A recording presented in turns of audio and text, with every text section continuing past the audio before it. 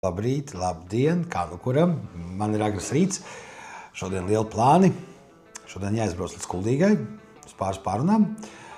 Un, protams, ja arī Kuldīgā, tad iebrauksim pie Silvernote, pie Arti ciemos un uzdosim pāris jautājumus viņam par skaņas sistēmu, ko pats lietoju. Jo cilvēki prasa tādas interesantas lietas, uz kurām es daudz nemaz nemāku atbildēt. Tādām ļoti praktiskām, es pat teiktu vizuālām. Tāpēc braucam ciemos, tiekamies Kuldīgā.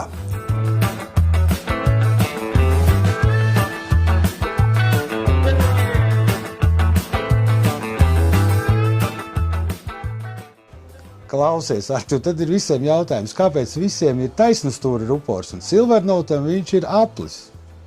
Jā, Silvernotam rupori ir apaļi divu iemeslu dēļ apaļi. Pirmkārt, mēs šos tops varam likt skatu uz guļus un izmantot kā frontfils, jo nemainās dispersija. Uz visām pusēm ir vienāda dispersija. Tas ir viens, viņi ir universālāki, un otrs, tāpēc, kad papīra skairunim dispersija uz visām pusēm ir vienāda.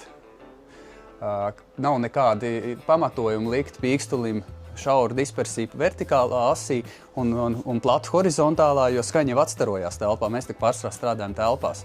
Un ausis dzird tos atstarojumus. Un nav nekāda pamatojuma atstarot tikai midbasu un zemos vidus un neatstarot augšus. Un tāpēc arī vienmēr tās kastes izklausās būmīgas un mucīgi tā skaņa, jo mēs jau apgriežam vertikālās. Skaņas ziņā, bet principā visi citi ražotāji, kas ražo, viņi vienkārši ietaupa vietu un izmēru, vienkārši samazinot jā, tas būtu veseli 20. Iegūstot kaut kādu praktiskumu. Jā, 10-15 centimetri mazāks tās kastes būtu, protams, jā.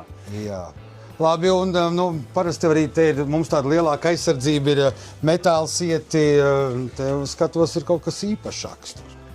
Jā, mēs pilnībā atsedzām pīkstuli, tāpēc, ka metāla sietas ļoti atstaro augšus. Mērījumos tas ļoti labi parādās. Noņemot sieti ir daudz lineārāks augšs un uzliekot sietu parādās ļoti izteikts zāģis. Un tieši tas pats ir, protams, arī vidos. Un sieti vienmēr grab basa ritmā.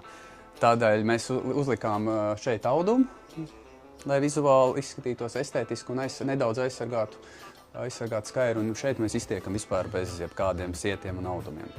Skandā mums ir 1,5 colīgs pīkstuls. Tas ir ar titāna membrānu un tā ir nitrīta pārklājums. Tas nodrošina ļoti augstu cietību, tādējādi neveidojās zāģis augšējās frekvencēs. Un tas arī fenomenāli augsts skan līdz 24,000 priekš 1,5 colīga pīkstulis, protams, ir wow. Pateicoties vienmērīga pārklājuma ruporam, jūs varat atrasties jebkur zālē un jums nemainīsies skaņas raksturs. Protams, paliks klusāk, bet skaņas raksturs nemainās. Ļoti vienmērīga dispersija. Tālāk šeit ir 12 colīgs midbass skairunīts. Tas arī jaunākās paudzes skairunis, tam ir 600 vatu spole, ļoti augsta jūtība. Rezultātā mēs iegūstam ļoti augstu maksimālo spiedienu. Apakšā šeit mums ir mehānisks saucamais cokols ar divu veidu leņķiem. Viens ir taisnais un otrs ir 5 grādos. Ja gadījumā sistēma ir uz skatuves, tad tops tiek novirzīts uz leju uz auditoriju. Tālāk mums šeit ir 15 colīgs arī pats mūsdienīgākais basa skairuns, 600 vati.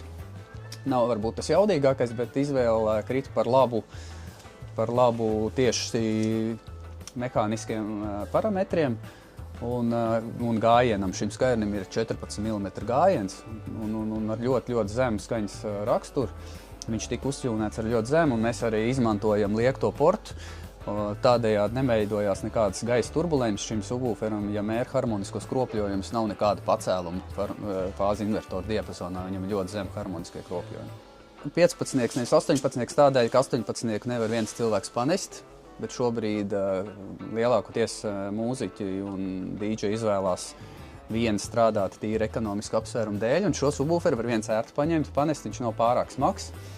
Un, lai risinātu basa jaudas pietiekamību, tad cilvēki vienkārši liek 4 un slēdziņas kopā. Un arī tai pašā laikā ļoti universāli. Var braukt ar 2, ja lielāka zāle ņem 4, var slēgt arī 6. Arī ļoti noribot, nostrādāt, arī šeit nav kastes pieskaņu nekādu. Un tieši šajam komplektam šis ir radīts universāls, var pasūtīt gan ar aktīvo modulu, gan šeit ir ar ārējiem pastiprinātājiem, tad šeit būtu processors un pastiprinātājs iebūvēts. Arī tāda versija ir.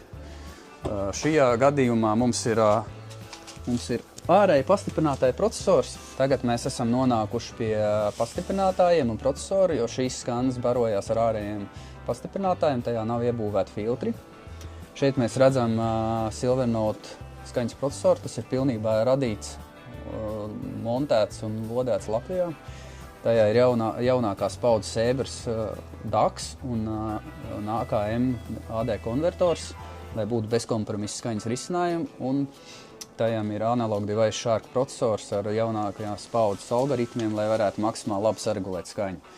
Šeit ir pastiprinātājs vidiem augšām, un šeit ir pastiprinātājs basam, 2,5 kW uz kanālu, 2 kanāli. Spēj strādāt pat 2 ohmos, tā kā droši varam slēgt arī 4 subwooferus uz kanālu. Pastiprinātājos mēs izmantojam moduļus, kurus parasti izmanto kinoteātros vai ierakstu studijās. Tie ir augstākās klases pastiprinātāja moduļi, kuriem ir ļoti zem harmoniskie kropļojumi ar 4 nullēm pēc kombata. Tā kā, lai būtu bezkompromisa skaņas kvalitāte, nebūtu nekāda šņākoņas, trokšņi un maksimāli kvalitatīva skaņa. Un tad ar to viss, ko parasti prasa, cik tad ir tur tā jauda, cik tur ir tie kilovati? Tad šis pastiprinātājs ir 2 kanālu, 2,5 kW uz kanālu, un viņš spēj strādāt 2 ohmos. Tas nozīmē, mēs varam pielikt 4 subwooferus pie viena kanāla, tā kā 8 pie viena pastiprinātāja. Un šis ir 6 kanālu pastiprinātājs, kuru mēs 2 kanālus salikām tiltā. Tur būs 2x1200 un atsevišķi modulīšu pīkstuli speciāli, kas ir veidot priekš pīkstuļa. Tad Arti, un cik tad kopā sanāk tā jauda sarēķini? Laikam jau 7,6 kW sanāk no pastiprinātājiem. Un tie, kas vienmēr prasa, pēc kuras mērauklas, tad mēs to rēķinām. Kas tā ir par jaudu? Tā ir RMS jauda. Tā nav ne muzikālā, ne pīka jauda. Tā ir tīrā jauda. Jaudīgi. Jā, tas lielākais lepnums mūsu stāsts ir